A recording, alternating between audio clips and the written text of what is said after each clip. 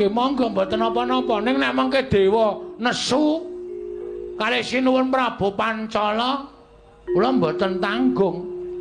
Merga niki dawuhing dewa. Gusti, dewa paring dawuh iki mestine ngandhakake dewane sapa? Sang Hyang Bambang sapa to ya? Sang ngertiku dewa iki ora ana sing jenenge Bambang. Sapa ya? Lali ya kula ning nyebutke jeneng kok pokoke dewane niku peteng dedet ketoke dewane niku ilmu hitam ketoke. Dewa kok nganggo ilmu hitam iki karepe piye? Lah ra ketoke ming suarane tok.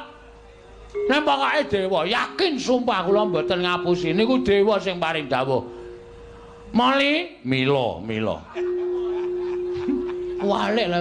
Mila samangke kula nyadong dawuh.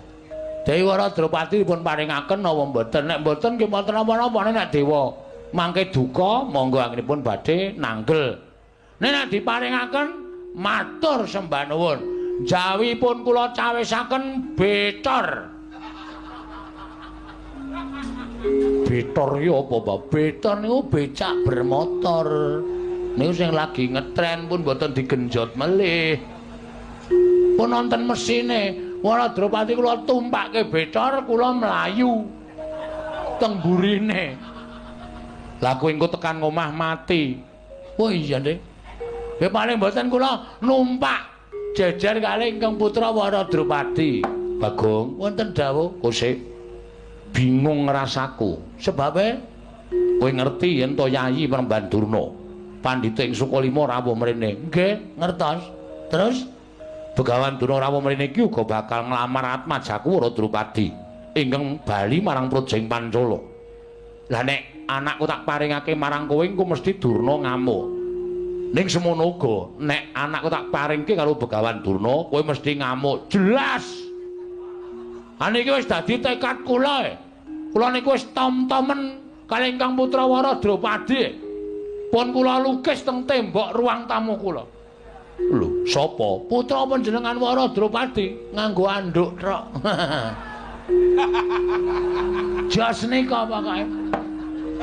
Wiladalah. Saka kepengin kula nuruti keparenging dewa. Nek sinuwun mboten maringake, kula ngamuk teng pundi niki jenenge? Pancala. Nek sampeyan maringake matur sembah nuwun. Napa ya abot Begawan Durna? Kalih Bagong, nek pancen didelok rupane nggih loro niki ra eneng sing apik. Dadi anak sampeyan niku dilamar wong bosokan kabeh. Ning nuwun sewu, nek ditonton saka cocoking para kawula mung tamang tanting kawula semanten cacahe.